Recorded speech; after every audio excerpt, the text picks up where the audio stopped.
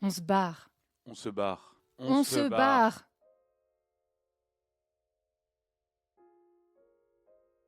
On se barre et on ne revient pas.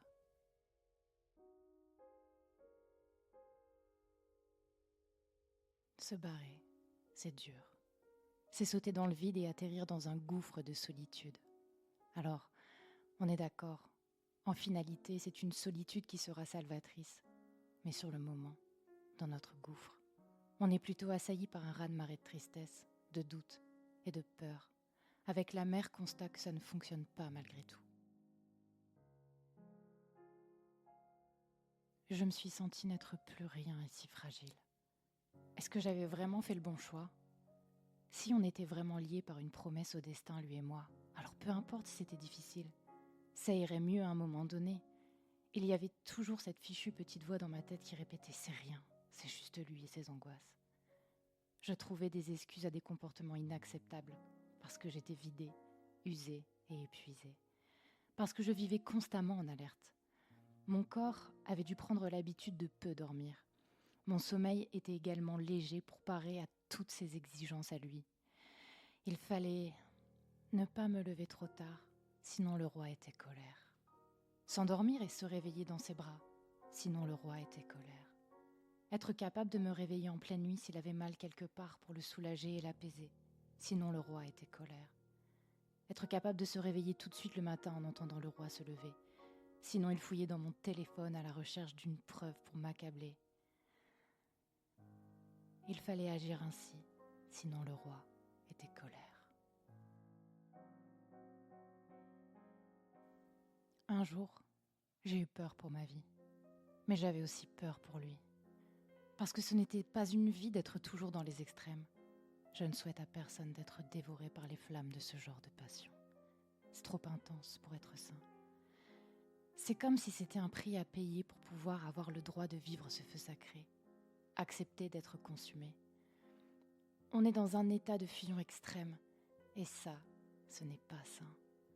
Parce que l'autre peut nous entraîner dans son n'importe quoi. C'est fort, d'accord, mais ça peut mener à la mort.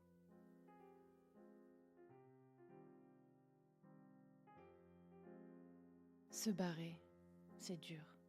Et ne pas y retourner, c'est très dur aussi. D'ailleurs, on y retourne en général plusieurs fois avant de réussir à partir définitivement.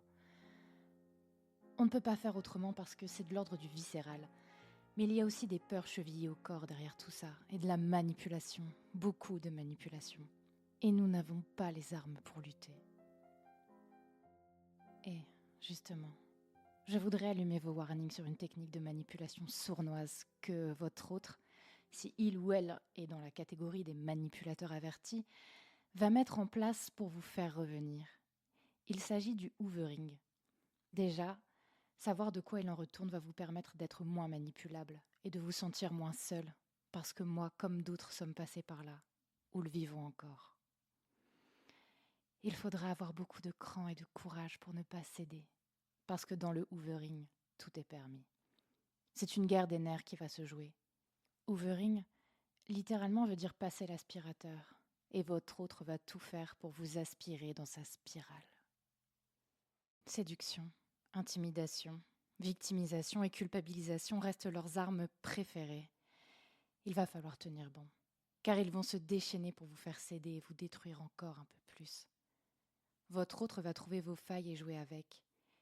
Il va tenter de vous attendrir. Cela pourra être par des cadeaux, des mots doux, des marques d'affection, des excuses, des maladies imaginaires, ou alors, frustrés par vos refus d'aller dans leur sens, ils vont se déchaîner avec de fausses accusations, du chantage, des reproches ou des menaces.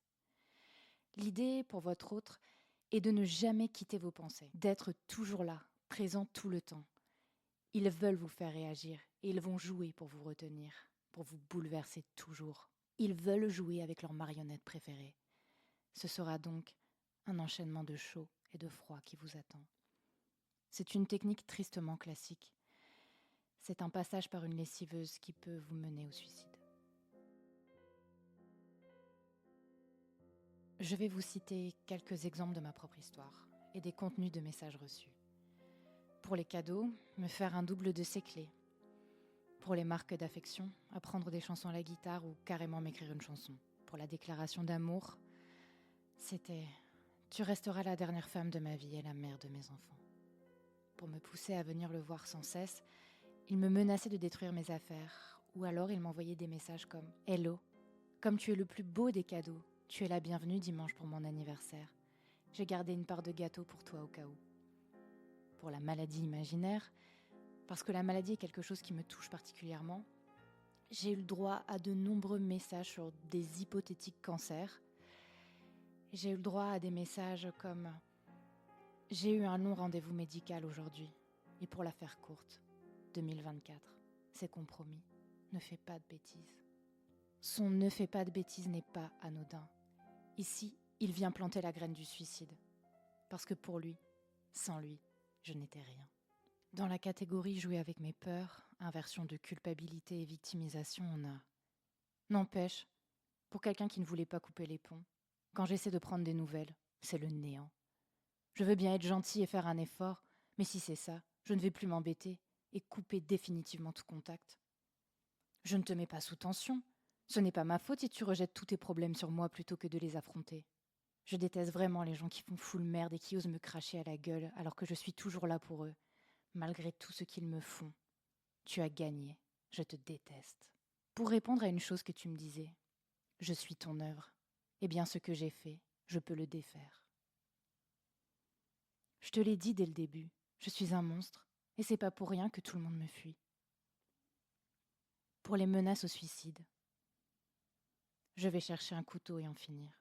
On se reverra en enfer. Je t'aime pour toujours. Pour les menaces glaçantes, on a... Je serai apaisée le jour où je verrai ton nom dans la rubrique nécro et que je pourrai me dire que tu n'as eu que ce que tu méritais, après avoir autant joué avec moi. Les gens comme toi qui jouent avec les sentiments des autres, ça doit juste mourir. Pour moi, le hoovering, c'est une façon de nous garder en captivité à distance. Dans le hoovering, en plus de votre ex, vous pourrez aussi subir son entourage toxique.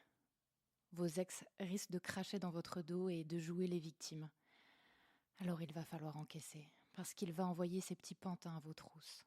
Dans mon cas, j'ai vu apparaître une ex/meilleure amie de mon ex. Je ne la connaissais pas. Elle était sa petite marionnette, son petit pantin. C'était comme un spectacle de ventriloque sordide. C'était lui, à travers elle. Lui, éternelle victime incomprise. Lui, qui était soi-disant en alchimie parfaite avec moi. Lui, qui souffrait le martyre.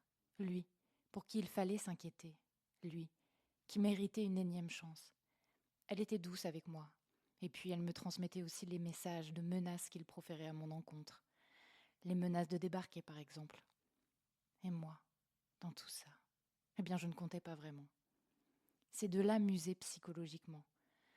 Pour que je cède, évidemment, et que je revienne vers lui, il fallait tenir bon coûte que coûte. Au fond, vous savez, elle me faisait un peu mal au cœur. Je pense qu'elle était encore amoureuse de lui et qu'elle se mettait dans la position de sauveur pour le ramener à elle. Mais c'était moi qu'il voulait dans son filet.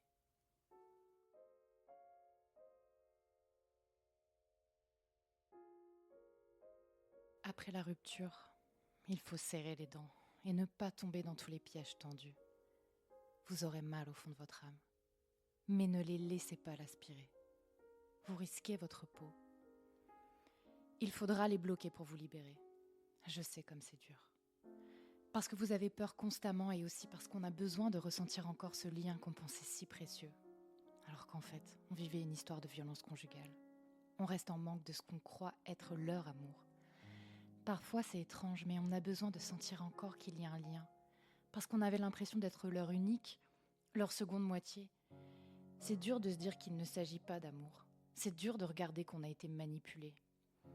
Et les bloquer, vous me direz, c'est bien beau, mais en les bloquant, on ne sait pas ce qu'ils ont dans la tête, s'ils vont débarquer ou non. On a besoin de pouvoir anticiper quel acte est le suivant. Ne pas les bloquer, c'est aussi une façon de se protéger de... Il faut le souligner clairement. Mais ne pas les bloquer, c'est rester dans leur tourbillon. Et ce n'est pas tolérable. Vous ne méritez pas de vivre dans la peur et dans l'attente de ce qu'ils vous préparent. Un jour, on les bloque. Et avant de les bloquer, il ne faut surtout jamais accepter de les revoir. Il ne faut jamais leur laisser aucune porte entr'ouverte dans laquelle ils peuvent s'engouffrer parce qu'ils le feront. Vous remplissez leur vide. Ils ne vous laisseront donc pas tranquilles comme ça. Ils se nourrissent de vous, de votre énergie. Vous comblez leurs failles narcissiques et vous évitez un effondrement psychique. Ne cédez pas. Ils ne sont pas sincères. Vous méritez mieux qu'un numéro de pipeau ou des blablas violents de l'esprit tordu d'une personne incapable de vous aimer vraiment. Alors, faites comme je dis tout le temps. On se barre.